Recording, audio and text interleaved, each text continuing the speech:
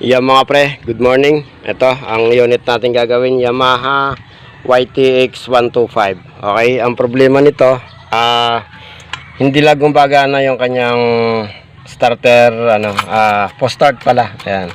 Susin natin. Naka-neutral, pindutin natin.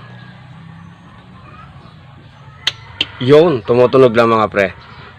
Hindi ako naririnig nyo. Okay. Yan ang ating gagawin. Tuturo ko sa inyo kung paano ba malalaman kung may problema ba yung kanyang starter relay o yung kanyang starter motor. Okay? Tingnan natin ha. Buksan muna natin to at ito troubleshoot natin at para malaman natin kung alin sa dalawang piyesa ang may sira mga pre. Buksan muna natin.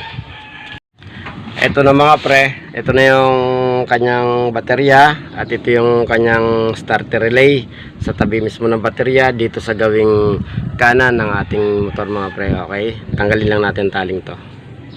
Ayan mga pre, gamit lang tayo ng test light mga pre.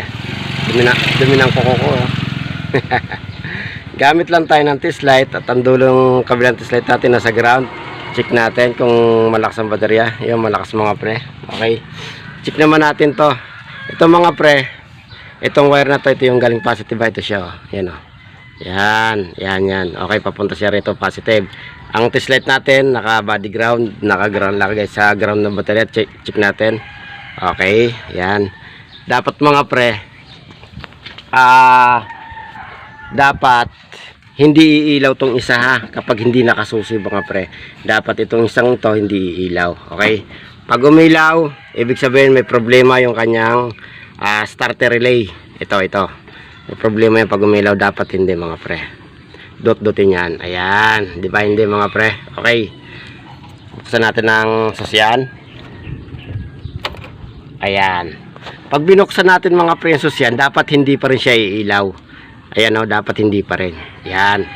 Iilaw lang dapat siya kapag pinindot mo yung pause button. Sige pre, papindot nga ako ha. Pasuyo pre. Ayan. Ayan mga pre, pinipindutin na. Naka-neutral. Tema, kung naka-neutral. Nailaw. Okay, pindot. Dapat umilaw mga pre. Yun, bitaw. Pindot. Yun. Okay. Pagka pinipindot mga pre yung kanyang post start, dapat umilaw siya, diba? So, ibig sabihin umilaw mga pre. Ibig sabihin yung ating starter relay, goods to mga pre, hindi sira to. Ang may problema rito ay carbon brass. Okay. May ganito naman pangyayari. Isusin nyo at direkta nyo mga pre. Ang gagawin nyo, maglagay kayo ng wire dito, tapos dito yung pagdikitin nyo yung ito at saka dito pagka irerekta nyo. Okay, hindi nyo na kailangan pindutin doon sa kanyang post button, dito na lang irerekta nyo kasi dito hindi nyo malalagyan ng screw kasi nga may harang sa gitna eh. Ayan o, lagyan mo dito ng yung kabilang dulo ng wire, dito may lagay, tapos yung kabilang dulo dito naman, tapos nakasusi mga pre. Yun kapag umandar yun, kapag dinikit mo dito yung mga wire at umandar, ibig sabihin ang sira ay ito. Yun ang rekta mga pre. Sa ngayon dito sa pangyayari sa motor na to, carbon brass may problema. Buksan natin. Yan mga pre, ito na. Ayan, nahugot na natin. At yun, lumabas yung kanyang o-ring. Ay mga pre, doon sa nasabi ko kanina, kapag nag-post button kayo, no, at naka-ground yung inyong test light, pag hindi umilaw tong isa, tapos nakapindot kayo, check nyo muna ang kasi may fuse to mga pre. Check nyo yung fuse, baka maaaring kundi lang. Okay. Check nyo, pagka hindi naman putol yung fuse, so ibig sabihin pagka hindi mapailaw, ito may problema ha, yung kanyang starter relay. Sa ngayon, ito, buksan muna natin. Ayan mga pre, ito na, nakalas na natin. At kung napapansin nga natin, kaya nasusunog ang ating carbon brass mga pre, kasi nga nababasa siya ng langsa. O ito, tinaman langsa, ang dami o. Ayan, sunog na ang carbon brass mga pre, kung napapansin nyo, yung dalawang gilid na yan, sa taas tsaka dito sa baba, ayan, sunog na yan o. Pinasok na ng langis mga pre. Kaya yun o, natulog, kita nyo. Kaya nasunog ang kanyang carbon brass. Ayan o, natulog eh. Ayan. Check natin ang oil seal nito kung may tama. Malamang sa malamang may tama kasi pinapasok ng langis eh. Okay. So bali ang papalit natin carbon brush mga pre, ito nandito na. Ito, pang Yamaha. Ayan. Ito na ipapalit natin. Ayan. Buksan natin. Bukas na pala ito eh. Nakateteng. Buksan na nangyari. Ayan o. Ayun. Okay. Lilisin ko ito mga pre at mamaya balitaan ko kayo. Balitaan nyo na. At mamaya papakita ko sa inyo pagka nalinis at isasalpak na mga pre. Bye bye. Ayan mga pre, update dito sa ginagawa natin. Ayan, hininang ko na lang kasi nga iba yung nabili, no. Okay, hininang na lang natin. Tapos kasukat naman to, itong pinaka-carbon nya. Ayan. Tapos ito, nilinis natin. Ito, konting mikos-mikos na lang to. Lilihain natin to konti. Ito. Yan.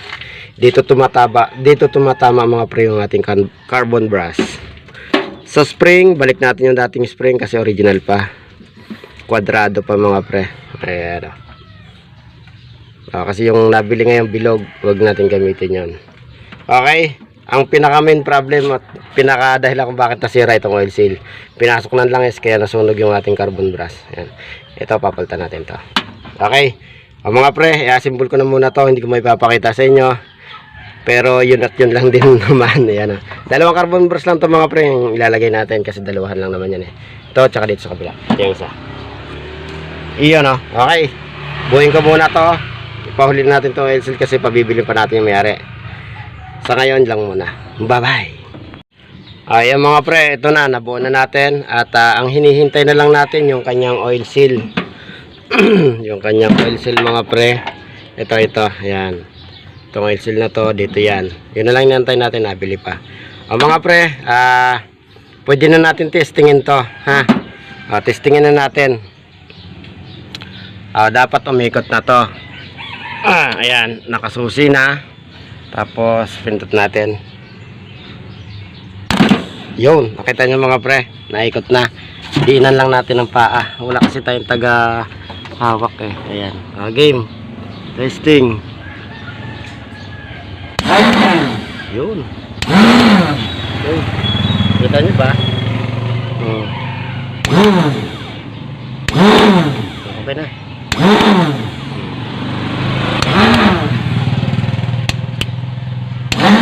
Alright. Ayan mga pre. Bali ganun lang ganun lang ang gagawin kapag sa pag troubleshoot. Yun lang titingnan natin. Kung walang problema sa wiring, yung kanyang starter relay at saka yung kanyang starter motor, carbon brush nga. Ayan. Mga pre, hanggang dito na lang tayo at marami pa tayong gagawin, no? Ayan. Salamat sa lahat ng nagtitiwala. Itong pulang to, gagawin din natin. Lahat to, mga nandito, gagawin lahat yan. Okay, bye-bye.